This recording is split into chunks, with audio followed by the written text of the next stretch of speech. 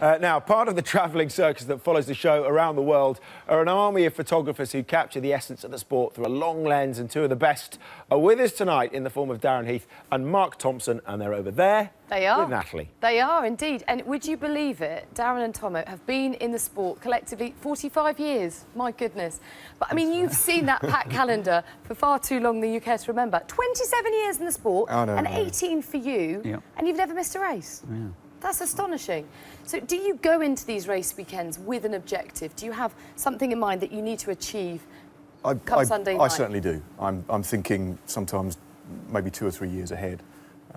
We've got Monaco coming up. I've been working quite hard over the last 6-7 months to get a picture that I'm really keen to do. There's a lot of kind of political, you know, scratching the right backs and this kind of thing, you know, and talking to security and places where in terms of access? Yeah, in terms of access, yeah. And one goes into a race weekend trying to tell a story, but also reacting to what happens in front of you.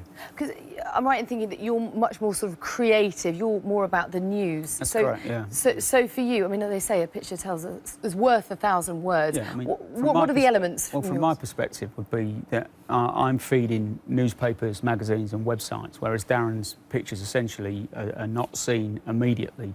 So working for Getty Images, it's the biggest supplier of imagery, so your pictures immediately go out. So I'd have somebody transmitting my pictures as I'm taking them. That picture you can see there, literally as you take them, you look on the back of the camera, you send them back. We have an editor who will be knocking them out to all the newspapers and straight away. In the era of social media and everyone's got a mobile phone on them, does that undermine your trade, your art? Everyone's a photographer. Yeah, everyone is. Yeah, everyone. I mean, to a certain extent, you know, people get lucky. You know, we go to Japan, and some of the guys in the crowd have got better kit than we have. You know, and it's a certainly fact. better condition. Yeah. Than our kit. So it's been on the road for so long. Yeah, but for sure. But you know, the whole concept it still doesn't take away from being a good photographer, and that's the thing. No, it's you know, obviously our cameras are generally better quality than a camera phone, but it's the access, it's making it work for you. It's the years of experience, hopefully, that you bring to bear. And talking of access, Nico Rosberg made a couple of points when he was in Bahrain. Just have a listen to this. Just quickly flag that up. There's no picture there for us. How close is too close? And you're constantly pushing the boundaries to get that. You are pushing it, but now in this kind of sanitised world we live in, when we used to do, for instance, Monaco. Yeah. And the old pit lane, as it was, you'd be next to a driver getting out of the car, and cars with no speed limit in the pit lane are going past. Like you're always worried that you're going to get knocked over into cars, but it didn't happen because generally the photographers are experienced. It might look to Nico like they're about to run out, but generally most of us, we know the rules, we know the areas, and you get used to what the cars are doing and how different drivers will be. You get a kind of sixth sense as well, you know, that tells you, you know, that sometimes when to duck as well, you know. That's when I come charging through the microphone. Yeah, indeed, yeah. And we always don't get us started about TV crew. Yeah. Oh, yeah. But it's interesting actually because you were telling me earlier that it's so important for you to keep up on the stories because you have to know where the stories are developing to get that important shot to tie in with them. And when we arrive at a circuit, there's a team of 4 Getty guys. We'll go and speak to the journalists, see what the story is, if there's anything developing. You're looking on the internet. You have to look at that as well, so you can keep ahead of what's going on. That's very important for us guys that are providing news. Yeah. And the stills that are coming up behind us, I mean, they do tell a story. These are particular favourites of yours, Tomo. Yeah. We saw the one from Italy there. Yeah. Talk us through those. Well, Italy's just such a. I mean, Monza's just such an incredible place to go to. It's Darren. It's the one race. Monza and Monaco, the 2 races that really you can feel. It is. It's so special. Kind of, especially Monza, you feel I know it's a cliche, but you feel the ghosts of the past. Yeah. The drivers who've died there, who've triumphed there.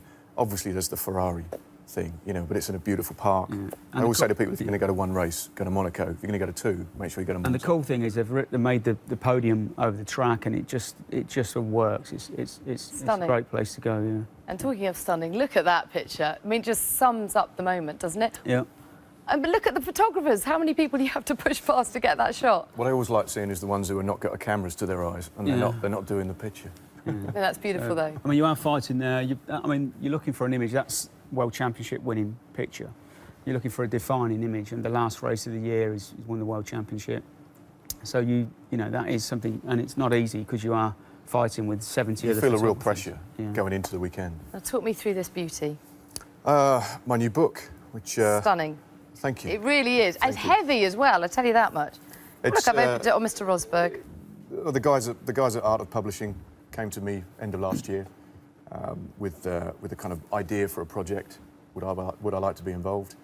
I took about half a second to say yes, obviously. Yeah. And then it's a hell of a lot of work getting all the pictures together, choosing the pictures from throughout the year, and then working with some of the best printers in the world, some of the best designers, and then hopefully, people respond well to it, and the reception's been very good. Well, it is absolutely beautiful book. One quick question: why is it when you go to these sort of red carpet events that they seem to take hundreds and hundreds and hundreds of photos? You go. We don't to go. those Well, red yeah. carpet events. And then you see like one the next day. Why do they take so many and only like one's released? Well, why would they not? Yeah. Why would they not take pictures? They're here comes Natalie Pinkham. Bang, bang, bang, bang, bang, bang, bang. They've got to Stop get. it. We're going to take loads of it. pictures. Just make sure they get your good side. Oh, you see, you give it and then you take it away. Didn't Mika Hakkinen have a good line about that? Yeah, he because we get that in Formula One. Why do you take so many pictures? Mika Hakkinen said to one of my colleagues, "Why? Why do you take so many pictures? What's in it for you?" And the photographer, in a kind of witty riposte, came back and said, "Why do you do so many laps?" Which That's a good point. was great. You don't know you've nailed it every time. Which is your good side then, Lasers? I don't really have one, I think. Actually, I do. It's the back of my head, I think.